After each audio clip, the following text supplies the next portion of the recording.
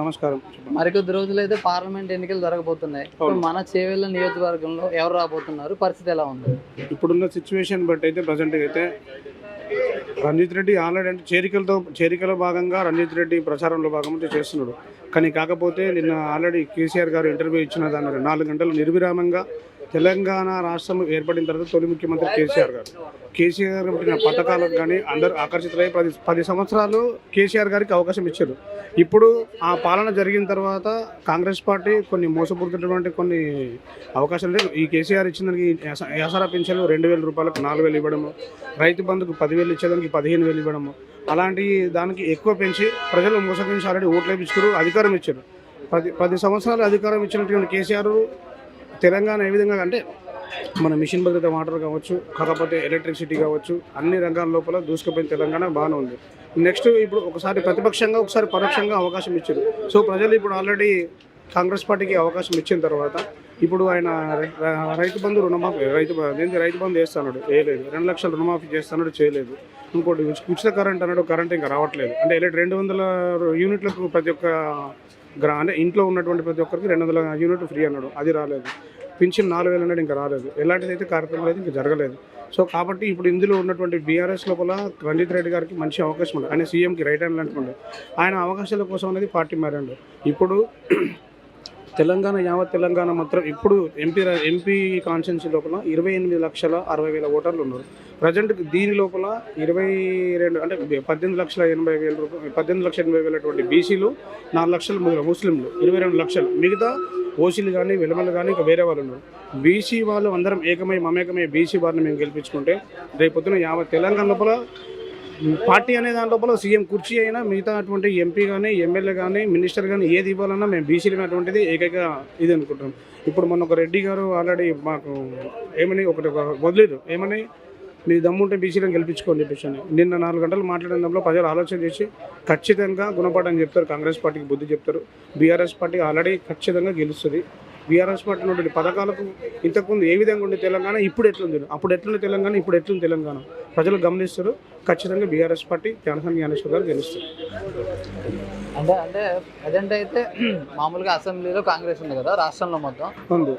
So Congress వస్తే ఏం ఉపయోగం ఉండదు అంటారా? కాంగ్రెస్ వస్తే ఉపయోగం ఏముండదు అంటారా మీ ఆలోచన? కాంగ్రెస్ వస్తే ఉపయోగం ఏం లేదు. ఇప్పుడు ఇంకోటి దీనికి ఆపోజిషన్గా బీజేపీ నరేంద్ర మోడీ సెంటర్లో ఉన్నాడు. ఇక్కడ ఉన్నటువంటి ఎంపీ క్యాండిడేట్ కొండా విశ్వేశ్వరరెడ్డి ఉండే, అతనికి ఆల్రెడీ ఒకసారి అవకాశం ఇచ్చారు. బీఆర్ఎస్ పార్టీ నుంచి ఒకసారి అవకాశం ఇచ్చారు, గెలిచిండు. ఆయన ఏ విధంగా మాత్రం డెవలప్మెంట్ చేయలేదు.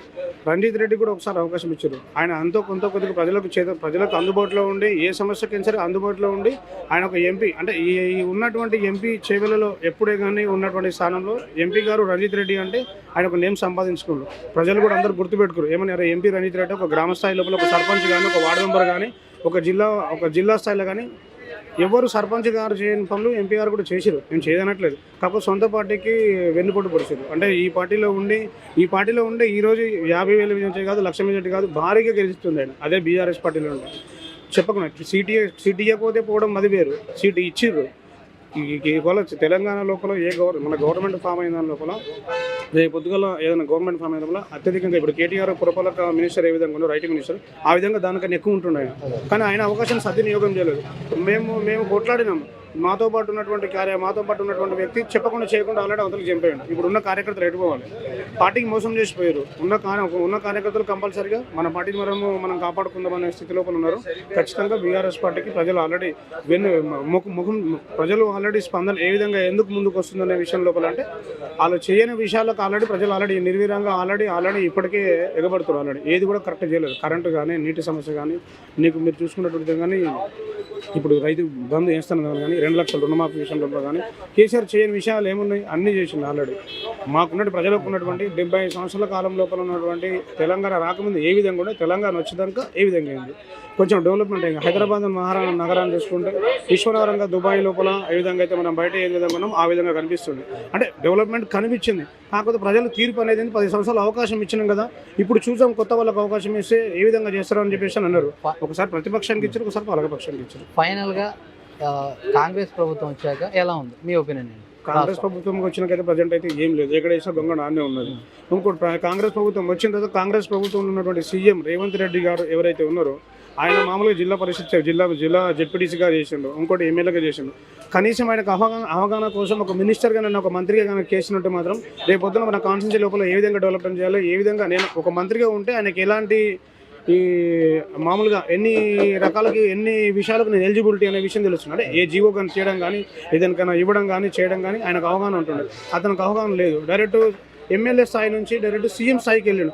సీఎంలో కుర్చీలో కూర్చున్నటువంటి సీఎం రేవంత్ రెడ్డికి సీఎం కుర్చీలో కూర్చున్నటువంటి ఎన్ని జీవోలు అమలు చేయడం కానీ ఎన్ని తీసేయడానికి కానీ దానికి ఎలిజిబిలిటీగా ఉన్నటువంటి అంటే ఏ విషయాలు నేను ఈ కుర్చీలో కూర్చున్నా ఈ కుర్చీకి ఎన్ని విషయాలు ఎలిజిబిలిటీ ఉంది అంటే నేను తీయడం కానీ చేయడం కానీ ఒక జీవో పాస్ చేయడం కానీ ప్రజలకు ఏ విధంగా అందుబాటులో ఉండాలి. ఒక మినిస్టర్గా చేసినట్టు అవగాహన ఉంటుండే. ఒక ఏరియాని డెవలప్మెంట్ చేసి ఉంటాడు ఒక మినిస్టర్. ఏదైతే కాన్సెన్స్ కొడంగల్ కాన్సెన్స్ ఉంది సార్ వాళ్ళది ఇప్పుడు రేవంత్ రెడ్డి గారిది. ఆ రేవంత్ రెడ్డికి అదే అక్కడనే మినిస్టర్ చేస్తుంటే ఆయన ఏరియా డెవలప్మెంట్ ఏ విధంగా చేసుకుంది. కేటీఆర్ గారు ఉన్నాడు, సిరిసిల్ల ఏ విధంగా డెవలప్మెంట్ అయింది. హరీష్ రావు ఉన్నాడు, ఏ విధంగా డెవలప్మెంట్ అయింది. అట్లా ఒకరొకరు ఏరియాలో ఒక మినిస్టర్గా చేస్తే అవగాహన ఉంటుండే. సీఎం కుర్చీ మీద కూర్చున్నా కాబట్టి అవగాహన లేదు. ఇంకోటి వాళ్ళ దాంట్లో గుంపు మేసి అనడం అని నాది కరెక్ట్ కాదు. కాకపోతే ఏంటంటే వాళ్ళ దాంట్లో వాళ్ళు ఎవరు కుర్చీ ఇస్తారని లాక్కోవడం కానీ ఎప్పుడు చూసినా కేసీఆర్ గారిని తిట్టడం, ఎప్పుడు చూసినా ఏ విషయంలో ఉన్నా కానీ చెప్పడం తప్ప కానీ ప్రజలకు ఏ విధంగా మనం మంచి పాలన అందియాలి, ప్రజలకు ఏ అవసరం ఉంది, ఏ విధంగా మనం సురక్షిత పాలన అందిస్తే ఏ విధంగా మన గవర్నమెంట్ నెక్స్ట్ ఎట్లా వస్తుంది అనే దాని విషయంలో మాట్లాడతలేదు.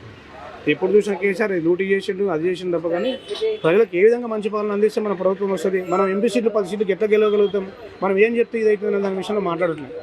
అది ఏమాత్రం ఏదున్నా ప్రజలు ఆల్రెడీ ఆశీర్వదిస్తారు. ఖచ్చితంగా బీఆర్ఎస్ పార్టీకి ఓటు వేస్తారు. ఎందుకంటే కాంగ్రెస్ ప్రభుత్వం గుణపాఠం ఇప్పుడు తెలంగాణ ప్రజలకు చెప్పింది కాబట్టి వాళ్ళు తీర్పు ఒకసారి కాంగ్రెస్ పార్టీకి ఇచ్చారు. బీఆర్ఎస్కు ఆల్రెడీ ఎంపీ స్థానంలో ఇస్తారని చెప్పేసి మేము అనుకుంటున్నాం. Thank you.